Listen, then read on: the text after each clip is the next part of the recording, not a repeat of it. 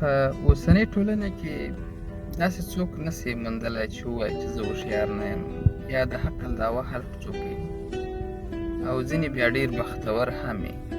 نو ځکه خو رحمان بابا وایي عقل مه غواړه رحمانه بخت در ښه دی. عقل مه غواړه رحمانه بخت در ښه دی، ما لیدلي عقلمنده بختورو غلامان. بل شاعر بیا د عقل په تړاو داسې وایي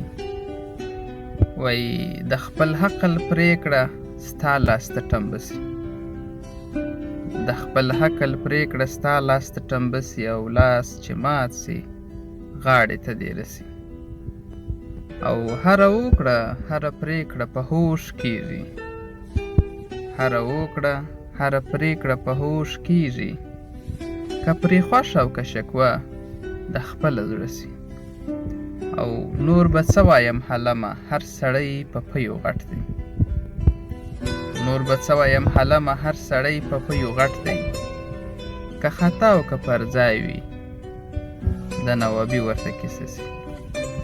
نو ځینې وخت داسې په ټولنې کې یو څه زموږ د لاسه سر ووهي بیا ګیله لرو، وایي تېروتنه وسو، خو هغه تېروتنه که همي هغه د عقل پر اساس کېږي.